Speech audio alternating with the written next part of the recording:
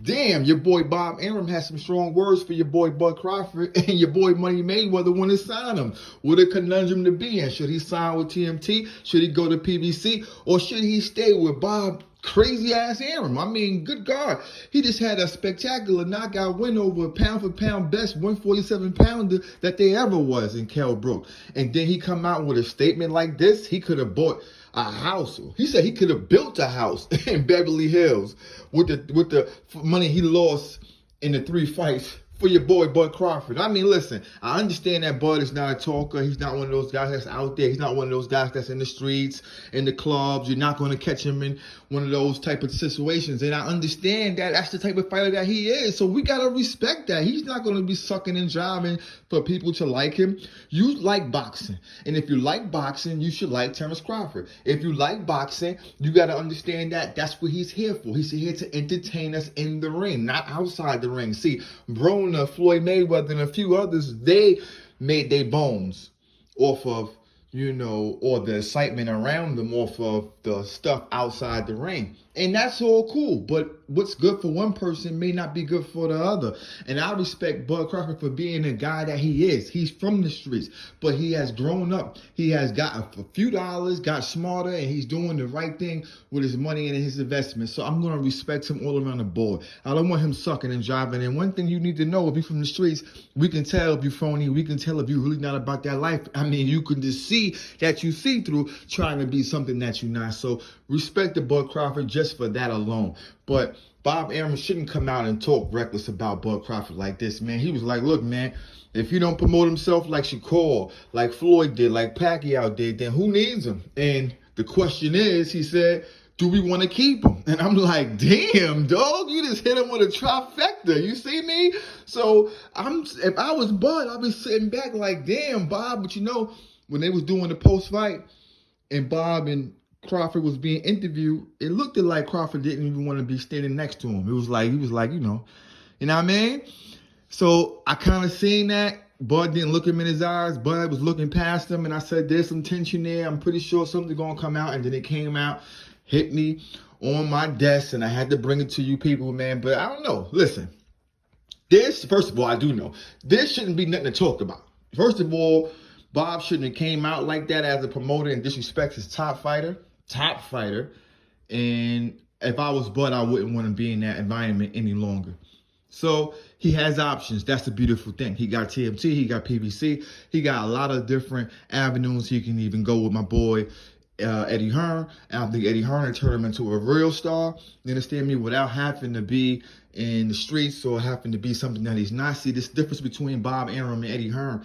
Eddie Hearn and your boy Al Hammond. Eddie Hearn and your boy Floyd Money Mayweather. See, one thing we love about Hearn is that he promotes his fighters. He talk good. He talk highly of his fighters. He makes sure he does everything he needs to do for his fighters, man. He can sell water to a well. That's how much convincing he is about his fighters, man. That's why I like him, because he's entertaining. He bring that action. He want the big fights, and he makes sure his fighter come first. That's why I salute Eddie Hearn. He's one of the best, man. Point blank, period. And Al Hammond, obviously, that's where the big money is at. He know how to put money in your pocket. And I don't know how he does it and get a percentage back, but Arum is not having it. He's not trying to give up or lose anything. That man got to be a millionaire. He was promoting since Muhammad Ali. But at the end of the day, man, give me your thoughts on this thing, man. Should Bud fall back and get up out of there? I mean, going over to the PBC, look, you may not get the fights you want immediately, but it will be damn sure easier to do so. Because once Al Hammond got Bud, I mean, he can sacrifice some of those cocksuckers, because Bud is willing to fight everybody, and Crawford is not the way Bully or Keith Thurman, even the Sean Porter or the other guys out there, them dudes don't really want to fight each other. They just want to fight, rematch after rematch. Bud is willing to fight whoever you got, whoever you put in front of him, long as it makes sense. You understand me? But Bud showed that, look, he's a gentleman. He's a true athlete. He know how to adjust. And he did his thing against my boy Kell Brook, and I lost a few dollars. And I'm tight, but it couldn't have been... That loss couldn't have came from anyone better than Bud Crawford. Anything lesser than that, I would have been really, really angry. You understand what I'm saying? But like I said before, you win some, you lose some, man. But I think Bob was terrible for coming out and dishing your boy Crawford like this, man. That wasn't even cool. He should have kept it to himself if he felt that way. And at the end of the day, it's the promoter's job to promote the fighter. The fighter's supposed to fight. This is the new age where you got the Bronins and you got the Money Mayweather that wants to do these type of things to generate people and interest to the seats. I ain't mad at that, but that's not Bud Crawford. His job is to get in the ring and get busy. Point blank. And as far as my boy Kell Brook retiring, I don't think he have to.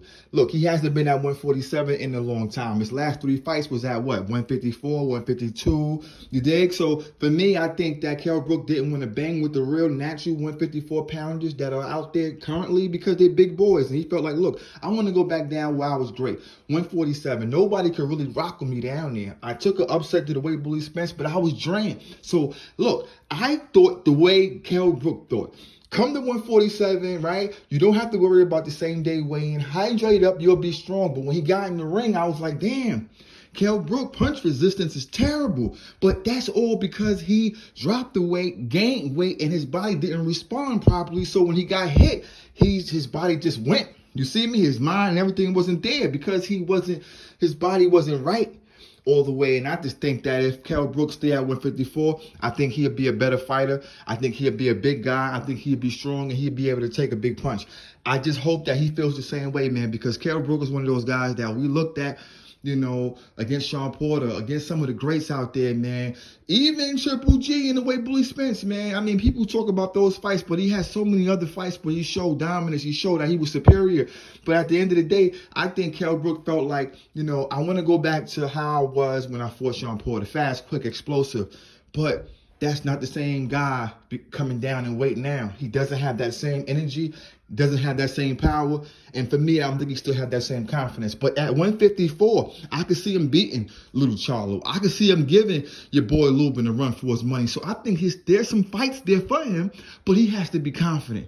And fighting tune-ups to get your confidence is not going to work for Kell Brook. He needs to go right back into the fire with somebody elite, but at 154, I'm telling you, he'll be strong up there, guys. Don't hang your hat on Kell Brook yet. The kid showed us that he was faster than Terence Crawford. He showed that he was front foot dominant. He's a big man. He got a good uppercut, a good hook. Terence Crawford just switched to southpaw and landed a lucky shot.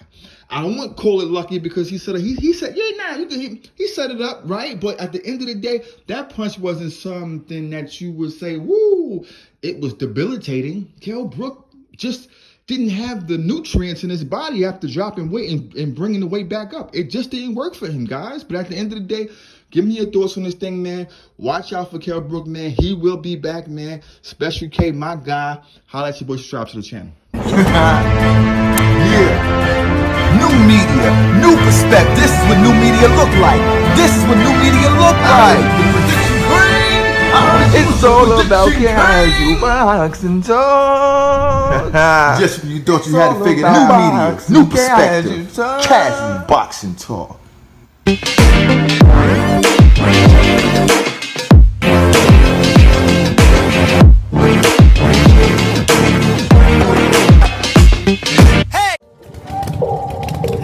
that casual?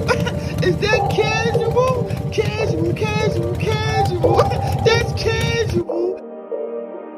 Casual. That's casual. That's casual. Far Rock America, stand up. Don't make me take this jacket off, playboy. Don't make me take this jacket off, playboy. We looking for the weight bully. We looking for Earl the weight bully strength. We looking for the weight bully. We